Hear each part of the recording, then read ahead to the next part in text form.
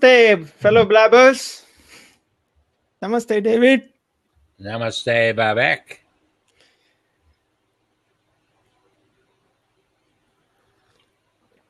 Why are we here today, Vivek? Yeah, we are blabbing as usual. This is our 13th blab. Hope the number 13 doesn't prove sad or anything, but we are asking a marketing question in this blab. Uh-oh, I better listen. It's your question. You need to ask. Can't listen. I have to listen.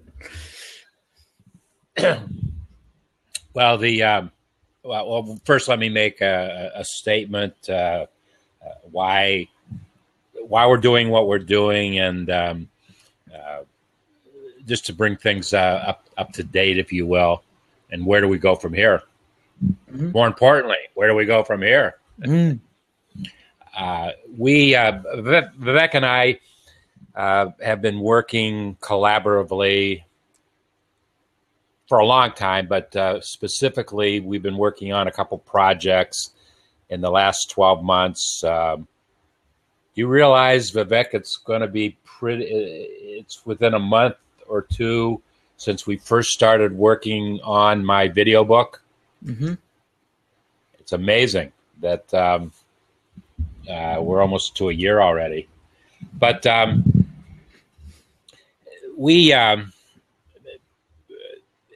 we were talking about our own businesses, and one thing, if you've been following me for any length of time, you know that it's at about this time of the year every year that I encourage small businesses to take a step back from their business for a moment, for a day or a couple hours, and really evaluate and analyze and scrutinize everything that you have done in your business or not have done in your business in the last 9 months, if you will, for 2015, so that you can fix the things that need to be fixed, delete the things that need to be deleted, and create new goals and objectives if they need to be created for 2016. Don't wait until January 1, 2016, say, okay, here's our new year. What am I going to do this year? Take the time to answer those questions right now. So as Vivek and I were collaborating with each other to talk about what he has done this year and what he hopes to do in 2016, what I have done this year and what I hope to do in 2016, we said, wow, wouldn't it be a great idea if we created a set of questions leveraging our expertise, our small business expertise, with Vivek, that's in technology, with myself, it's in marketing and sales. That's what both of us have been doing for years. Between the two of us, there's got to be 75 years of experiences in technology and marketing and sales. One thing we know for sure, I've been doing it longer than Vivek. I'm not exactly sure how much longer, but not important.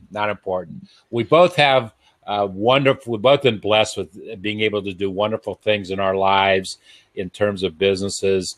I've worked with Fortune 500 companies. At one time, I was working with 19 of them simultaneously in a certain category. I don't know that you've really worked with Fortune 500 companies as far as the United States goes, but you certainly have been working with some large companies in your part of the world. That first one, the one where you did where you were working on the train, the subway. Yeah. That was a large. At any rate, it doesn't matter if it's large or small. That's not really important. What important is that we have assisted small businesses with their technology challenges, with their marketing and sales challenges for years. So Vivek came up with 7 pretty simple questions. They're very, very basic questions, nothing really difficult. I came up with 7 questions, marketing and sales questions, very, very basic questions. I provided answer to my questions with Vivek challenging me. He provided answers to his questions with me challenging him. And together we've come up with a good tool, if you will, for the small business owner to step back and answer questions that they have within their own businesses. So we have taken, as we decided how were we going to market this concept, how were we going to share this concept, we both have substantial followings in G+. Both of us have developed large followings, either people personally following us, communities that we've set up, communities that we're involved in, whatever. We have totally embraced G+. Me, actually, more so than Vivek in that, not so much that I've done more, it's I chose up until now for that to be the only network, the only communication platform that I was involved in. And all the things that I wanted to accomplish have been accomplished. And so one of my goals for 2016 was to get involved in some other platforms. Not that G+ wasn't working for me, but to get other platforms and supplement their strengths with the communities and the things that I've already built inside of G+. And that's an extremely important factor as you think about what it is you're doing in your business. Everything that we say is not necessary. You'll never hear me say that you got to do it this way because it's the only way that's going to work. I will never say that. What I will share with you are experiences, my own personal experiences. I tried it. This happened. This didn't happen. I will share that. That's the only way that you will be able to attempt to figure out what may or may not work for you. You reminded me I need to tell a little bird. Thank you for reminding me. You do notice I've entered something on the right-hand side of the screen. Yes. So we urge you to go to integratesimplifylife.com. That's a collaborative website that Vivek and I have done together. Mm-hmm. And I've also put the link for the form on the right-hand side. Okay, if you're actively viewing the BLAB right now, on the right-hand side of the page, you can go down. People would be able to see and even click on the comments on the right-hand side, even in the replay.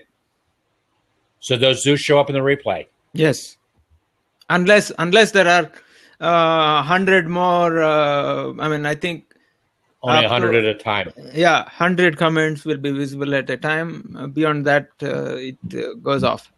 Okay, so we wanted to try. I wanted to try something new. But this BLAB, we are putting this BLAB on YouTube as well as on the website. So we are integrating all of our marketing things, A, to create efficiencies, and B, to spread the word, if you will, to more folks.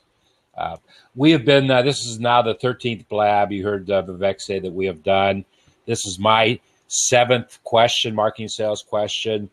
Vivek has done 6 already. After we are done with this particular BLAB, we're going to do Vivek's final technology question.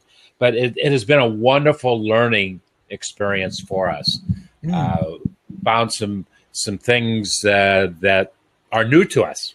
And so we will use these new learnings, incorporate them into what we do in 2016.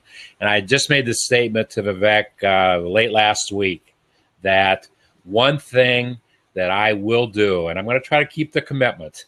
If I am sitting at my desk at 1 p.m. Eastern Standard Time, any day, I will do a blab. Even if it's only a 2-minute blab, a 3-minute blab, we'll talk about entrepreneurship concepts. We'll talk about small business ideas and concepts and challenges, because that's what I'm all about. So you're more than welcome on any day at 1 Eastern Standard Time. Go to the BLAB homepage and see if I'm broadcasting that particular day. If I'm sitting at my desk, I will be broadcasting. Today's question, the sales that you generate within your small business, are you able to pull that particular sale out and it stands alone as being a profitable sale in and of itself, so that once you do whatever it is you have to do, you sell a product, you sell a service, you subtract out expenses, and what is essentially left over is gross profit. And then you have to manipulate that a little bit to find out what the real profit, the net profit of what it is that you're doing. You heard me say a couple of days ago, and you might take issue with what I just said because of what you heard me say a couple of days ago, that the purpose of business is not really about generating profit. The purpose of business is to generate, manage new customers. Or existing. Well, they're a new customer until they're into your business. Then they're not a new customer anymore. Then it's your duty and obligation to manage them and understand what they need. What value can you bring to their business? My understanding is that your customers, once they become your customers, should become your fans. If they are not, then you are not doing it right. That's a great point, Vivek. It's a great point. You're absolutely right. If your customers are not your advocates, if your customers can't write glowing testimonials, you are in trouble with that individual customer. And that brings up a whole nother point. When you're looking for a testimonial, when you're looking for a comment about what you do and how you do it, ask your customers to share their thoughts about you and what you do for their business with other folks, with their friends, with whomever. It's a source. Your customers are the best source of information for your business. They'll tell you what's right. They'll tell you what's not right. They'll tell you what you need to do. Period. All you have to do is ask them. And often we get customers and we're afraid to ask them questions other than the questions that are related to what it is you're doing with them or for them. As an example, I spent a lot of time in the insurance industry, particularly in the 1990s, the middle to late 1990s. At one time, I had 19 insurance companies that I was working with in one form or another. And insurance companies are famous, notorious for selling you a policy and running and hiding from you until you have a claim against that policy. They're notorious for that. That works into their business model. Whereas one of the things that I did with insurance companies in the mid to late 90s was say to them, wow, you've got all these touch points with your customers. Leverage those touch points and create a better relationship with your customer. Sell them more product, sell them more service, but they're not going to do it unless you have some type of engagement. So that's what I was doing in the 90s. The same holds true for our businesses today. So when you take on a new project, when you take on a new customer, that has to stand alone and be profitable. Why? all too often, the small business owner, in their desire to generate dollars for their business, not necessarily profitable with dollars, but to generate dollars to pay the bills, they forget about the profitability. You may be spending twice as much time on a customer who's giving you half as much money as somebody else. That's, you know what, that usually happens. It usually happens that way. Vivek is shaking his head because I know it's going through his head right now. It's probably the first customer that he and I collaborated on about a year ago, and it was a horrible relationship. I brought the customer into his and my skill set, our program, and I misread the customer, and the customer became very, very quickly became unprofitable because of the demands the customer was making on my time, on Vivek's time, and the dollars that we were generating were not nearly as enough as they needed to be based upon the time demands. And it was a bad call on my part, and I admit it. I had a friend, and the friend wanted me to do business for them, and I did, and they didn't keep up their end of the bargain, if you will. So it's behind us. We both learned from that particular thing. But there was a great example. You agree with me, Vivek, about a customer generated dollars, generated some good dollars in the moment. Yeah. But those moments became multiple moments and more moments and more moments. So those dollars generated weren't enough to validate our time that we spent on the project. Mm-hmm. Okay. So we learned a lot. We learned we're never going to do that again.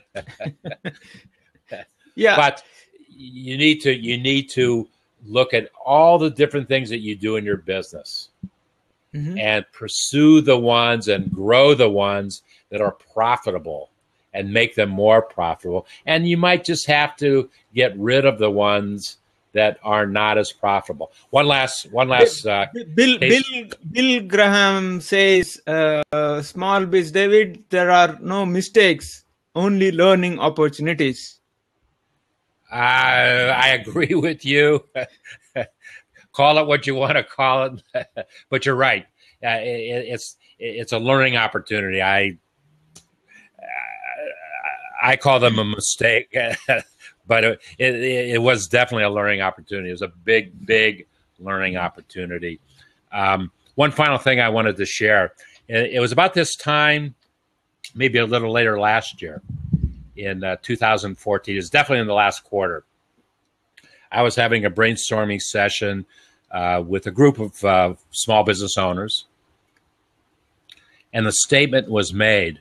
An individual who's a very, very, very successful entrepreneur, and his business is extremely successful, made the statement that one of his goals and objectives for 2015, we were talking about at the end of 2014, was to literally double his price, and know that he was going to probably lose half of his customers in doing so. He went to each one of his customers before he made that decision to let them know that was his plan for 2015. And guess what happened?